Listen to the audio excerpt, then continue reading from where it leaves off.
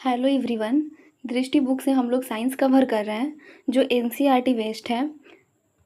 Class 7th का हम लोग 14 चैप्टर तक कंप्लीट कर चुके हैं। आज हम लोग 15 चैप्टर स्टार्ट करते हैं। 15 चैप्टर है प्रकाश।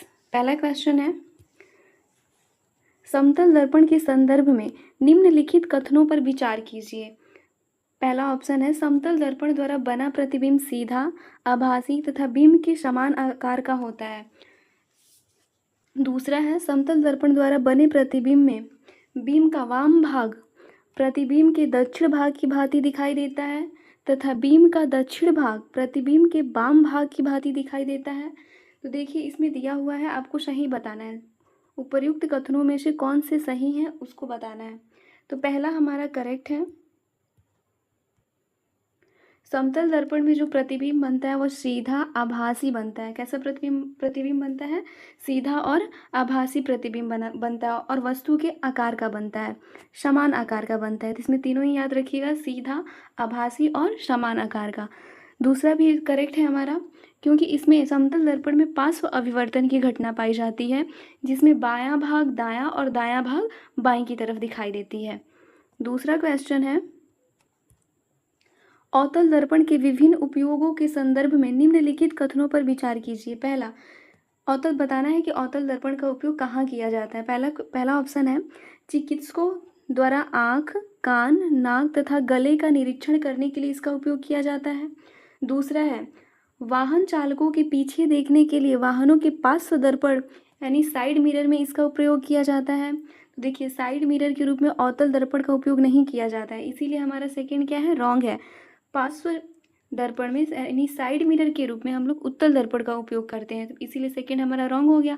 पहला करेक्ट हो जाएगा, इसीलिए इसका correct answer option number A हो जाएगा। तीसरा क्वेश्चन है, लेंसों के संदर्भ में निम्नलिखित कथनों पर विचार कीजिए।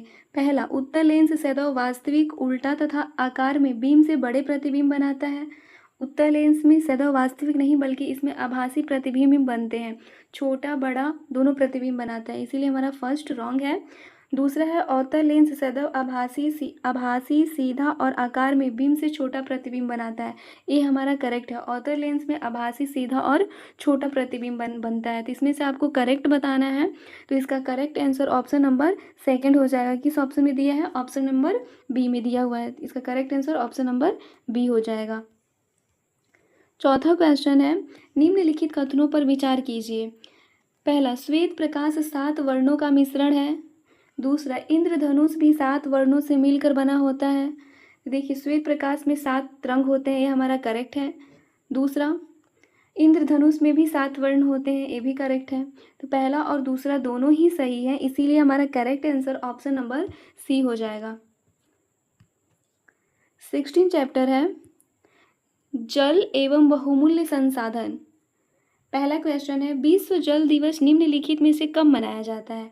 22 मार्च को, बी 22 अप्रैल को, सी 20 मार्च को, डी 22 मई को। तो इसका correct answer option number A हो जाएगा। विश्व जल दिवस जो है 22 मार्च को मनाया जाता है। दूसरा क्वेश्चन है, निम्नलिखित में से कौन सा कारक जल की कमी हेतु उत्तरदायी है? औद्योगिकीकरण में कमी, बढ़ती जनसंख्या, जल संसाधनों का कुप्रबंधन। इसमें आपको बताना है कि जल की कमी हेतु कौन उत्तरदायी है। तो जल की कमी हेतु तीनों ही उत्तरदायी हैं।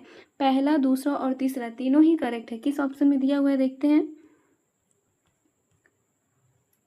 ऑप्शन नंबर डी में दिया हुआ है सभी, तो हमारा करेक्ट हो जाएगा ऑप्शन नंबर डी। तीसरा क्वेश्चन है, निम्नलिखित में से कौन सी सिंचाई व्यवस्था सर्वाधिक मितव्ययी है? नहर सिंचाई, बी है नलकूप सिंचाई, सी है बावड़ियों से सिंचाई, डी बूंद सिंचाई। तो इसका करेक्ट आंसर हो जाएगा ऑप्शन नंबर डी, बूंद सिंचाई। चौथा क्वेश्चन है, सही विकल्प का चयन कीजिए। ए, विश्व की सभी झीलों और नदियों में जल की कुल मात्रा नियत रहती है। बी है, भूमिगत जल की कुल मात्रा नियत रहती है। सी है, विश्व के समुद्रों और महासागरों में जल की कुल मात्रा नियत है। डी, विश्व में जल की कुल मात्रा नियत है। इसमें से आपको करेक्ट बताना है, तो इसका correct answer option number D हो जाएगा, विश्व में जल की कुल मात्रा नियत है।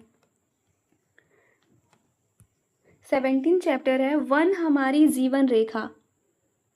पहला क्वेश्चन है, निम्नलिखित में से कौन सा खाद्य श्रृंखला का सही क्रम है। इसमें आपको बताना है कि खाद्य श्रृंखला का कौन सा क्रम सही है। पहला है घास, कीट, मेढक, सर्प, गरुड़। बी है गरुड़, सर्प, मेढक, कीट, घास। इसमें से आपको खाद्य श्रृंखला का सही क्रम बताना है। तो जो हमारा इसमें देख लेते हैं, पहले घास आएगा। घास को कौन खाता है? कीट। कीट को कौन खाते हैं? मेढक। मेढक को सर्प। सर्प को कौन खाता है? गरुड़। तो इसमें से खाद्य श्रृंखला में हमारा पहला ही करेक्ट है, इसीलिए इसका correct answer option number A हो जाएगा।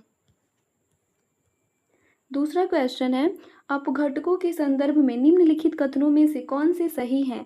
इसमें से आपको करेक्ट बताना है। ए है मृत पादपों और जंतु उत्तकों को ह्यूमस में परिवर्तन कर देते हैं। दूसरा है ए वन में उगने वाले पादपों के लिए पोषक तत्वों की आपूर्ति को बनाए रखने में सहायक होते हैं।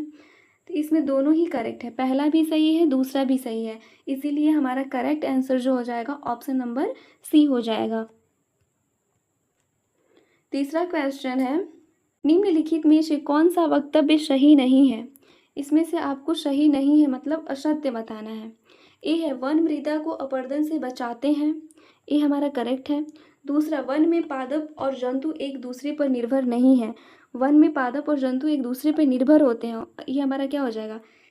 रॉन्ग हो जाएगा। इसमें रॉन्ग ही पूछ रहा है, इसीलिए करेक्ट आंसर जो हो जाएगा ऑप्शन नंबर बी हो जाएगा। 18th चैप्टर है अपशिष्ट जल की कहानी। पहला है, आपंक और बायोगैस अपशिष्ट जल उपचार के सह उत्पाद हैं। इन सह उत्पादों के उपयोग के संदर्भ में निम्नलिखित कथनों पर विचार कीजिए। पहला है, अपशिष्ट जल उपचार के प्रक्रम में उत्पन्न आपंक का उपयोग खाद्य के रूप में किया जाता है। अपशिष्ट जल उपचार के प्रक्रम में उत्पन्न होने वाली बायोगैस का उपयोग ईंधन के रूप में अथवा विद्युत उत्पादन के लिए किया जा सकता है। इसमें देखिए दोनों ही करेक्ट है, ऑप्शन नंबर ए भी करेक्ट है, पहला भी सही है, दूसरा भी सही है। तो इसका करेक्ट आंसर जो हो जाएगा ऑप्शन नंबर सी में दोनों दिया हुआ है, इसीलिए इसका करेक्ट आंसर जो हो जाएगा ऑप्शन नंबर सी हो जाएगा। दूसरा क्वेश्चन है, कृमि प्रसंकरण शौचालय के संदर्भ में निम्नलिखित कथनों पर विचार कीजिए।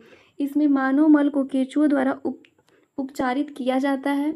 दूसरा है, इसके उपयोग में जल की बहुत अधिक मात्रा की आवश्यकता होती है।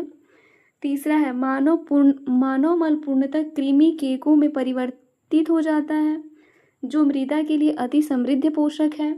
उपर्युक्त कथनों में से आपको सही बताना है। इसमें से पहला, दूसरा, तीसरा तीनों ही करेक्ट है, इसीलिए हमारा करेक्ट आंसर जो हो जाएगा ऑप्शन नंबर डी हो जाएगा। क्लास 7th में टोटल 18 चैप्टर थे जो आज हम लोग कंप्लीट कर चुके हैं। यदि आप सभी चैप्टर कंप्लीट करना चाहते हैं तो क्लास 7th NCERT साइंस नाम से प्लेलिस्ट बना हुआ है, आप वहां से जाकर देख सकते हैं। नेक्स्ट वीडियो में हम लोग क्लास 8 का चैप्टर वाइज साइंस कवर करेंगे। अगर आपको वीडियो पसंद आए तो लाइक एंड सब्सक्राइब करें।